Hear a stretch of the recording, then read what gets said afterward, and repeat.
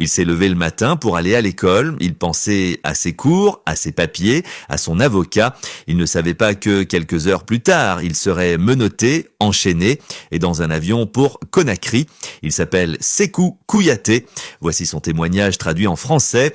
Il raconte que le 9 au matin, il avait un rendez-vous administratif. On lui avait demandé d'apporter un document de son école. Il se rend à la mairie, récupérer un papier. Il revient. Il passe la journée normalement. Le soir, il rentre chez lui. Il porte encore les vêtements de l'école. Il veut faire ses ablutions pour prier. C'est à ce moment-là, dit-il, que tout bascule. Plus d'une vingtaine d'agents entrent chez lui. Il parle de porte forcée. Il tente de fuir. Il est plaqué au sol, genoux sur le dos, menotté aux mains, enchaîné aux pieds. Il dit avoir été maîtrisé violemment. Il affirme qu'un objet électrique aurait été utilisé contre lui.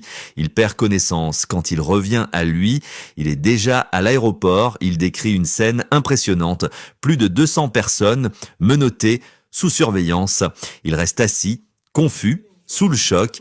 Il dit qu'il avait un avocat, qu'il payait ses frais, que ses cartes bancaires étaient dans son sac. Mais cette nuit-là, tout s'arrête. Il refuse d'entrer dans l'avion, il résiste, il affirme qu'on lui met une cagoule sur la tête, que 8 personnes le portent au niveau des reins pour le faire monter à bord. Dans l'avion, il pleure pendant plus d'une heure, il crie, il supplie, puis l'appareil décolle. Il dit qu'à un moment, il n'a plus la force. Le 10 à 10 heures du matin, atterrissage à Conakry. Il pense que quelqu'un viendra, il pense qu'un dispositif d'accueil existe.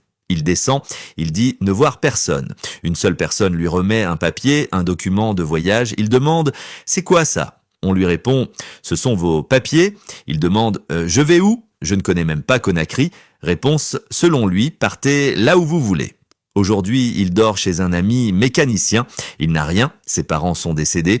Il est avec sa petite sœur, il dit avoir traversé la mer pour partir en Europe. Il répète une phrase qui marque « Quand je me réveille le matin et que je vois que je ne suis plus en Europe, je me mets à terre et je pleure. » Il dit avoir l'impression de devenir fou. Au-delà de l'émotion, ce témoignage pose des questions lourdes. Première question, les méthodes d'interpellation décrites respectent-elles pleinement la dignité humaine? Deuxième question, quel accompagnement réel est prévu à l'arrivée en Guinée? Troisième question, un jeune rapatrié sans ressources, sans emploi, sans plan, que devient-il? Il est important de rappeler un point essentiel, l'Allemagne applique ses lois migratoires. Un débouté du droit d'asile peut être expulsé, mais le droit n'annule pas la dignité et l'expulsion ne doit pas se transformer en effondrement humain. Ce récit est le sien. Sa version des faits, elle mérite d'être entendue, elle mérite d'être éclaircie, parce que derrière les accords diplomatiques, derrière les chiffres, derrière les débats politiques, il y a des vies. Dans le prochain épisode, nous poserons une question centrale. Les retours de Guinéens sont-ils préparés par l'État ou simplement subis? À suivre.